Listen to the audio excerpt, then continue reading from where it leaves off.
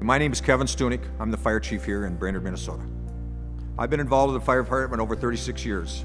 It's kind of a family tradition. My father was a fireman for 20-some years, and I've had a brother who was on the department for 22 years, so it's kind of in my blood. The biggest difficulties, I think, are just managing the budget, trying to make ends meet. You know, we're always being asked to cut. In emergency services, you can only cut so much, where it starts to affect response time, it starts to affect public safety, and it starts to affect the citizens of the community. We've got a lot of charitable organizations in the community, service clubs, JCs, those kind of things, and we work with them very closely in helping them sponsor events and work for them when they do have events. In return, a lot of times they will donate money to us that we in turn try to use for rescue tools. They help us greatly in keeping our operation going. My name is Kurt Dory, and I work for Brainerd Fire Department in Brainerd, Minnesota.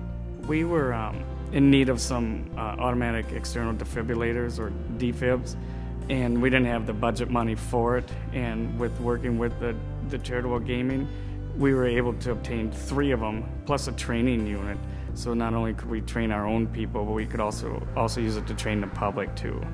It was a head-on collision. It was nighttime. She had hit a pole. Had I not been there, or the crew that I was with had not been there, and not had the machine that we had, or had the crew that we had not been there, this person may or may not be alive. And it's nice to see a patient that you had 2 years ago walk up to you at the mall, you know, if you're in plain clothes, and they walk up to you and they say, "Do you remember me?"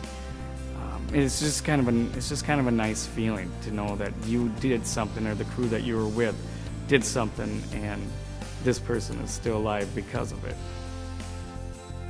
My name is Charlie Dunham, and I'm a firefighter, fire equipment operator for the city of Brainerd. We, many years, went without defibrillators and some rescue equipment we needed, and a lot of this stuff is as a direct result of pull tabs and everything else, so that they can give something back to the community. And what better tool is to give back to the community than to be able to save a life? Personally, it kind of hit home. Almost 2 years ago, I was on duty, and I heard a phone call, or a radio transmit calling the ambulance out to an address that sounded real familiar. When I looked up the address, I realized why it was so familiar. It was my sister's house. My sister had gone into ventricular fibrillation on her birthday. She was on the ground. It was a total of, I want to say, 55 minutes that she was down. Yeah, it was 55 minutes that she was down. She was shocked 5 times. To see somebody come back and start breathing on their own again, and starting to see color come back in their face, there's no describing it. I mean, it's what we are here for, and what we live for, and what we train every day, and that's what we train for. You know, that's our job.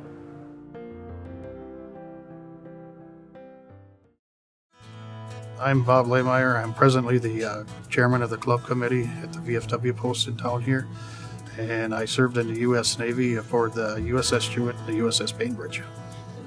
VFW to the community, I believe we're veterans of foreign wars. We donate a lot out to the community. You know, we like to help out all the local high schools. We have different programs that we donate to.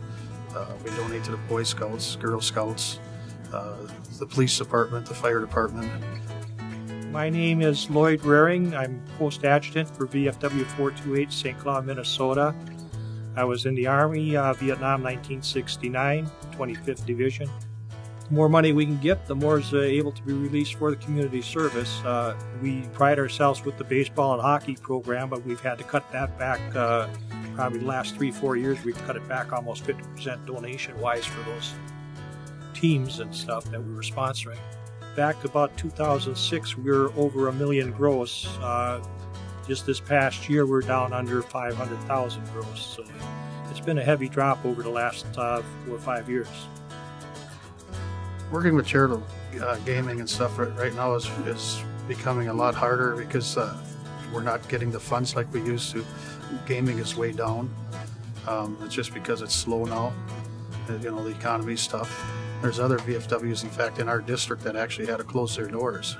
About 2 years ago now, we decided at our executive board meeting we weren't going to take on any new charities because we just don't have the funds to support them. And the charities that we have now, we had to cut back on what we're giving them to help them out.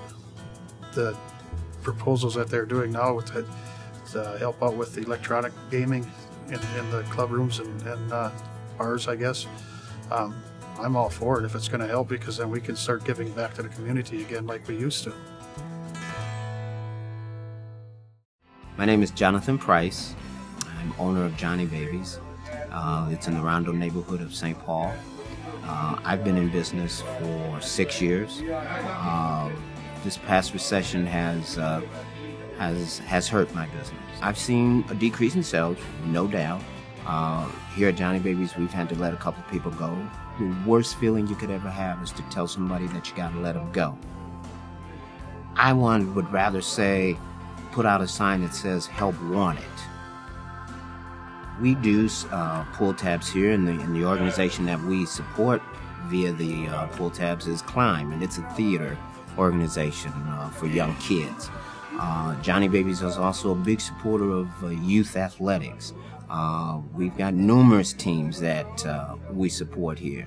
I guess I just have a soft spot in my heart. I can't turn any kid that comes down and says, we need some money for jerseys, we need some money for footballs, we need some money for whatever the case may be. It's those kinds of things that make me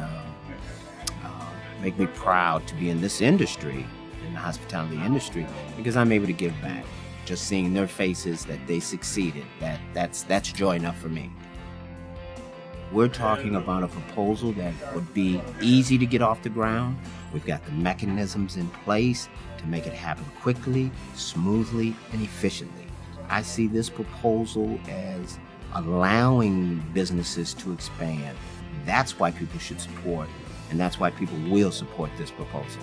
And I would think that the next governor should come out and support this proposal right now.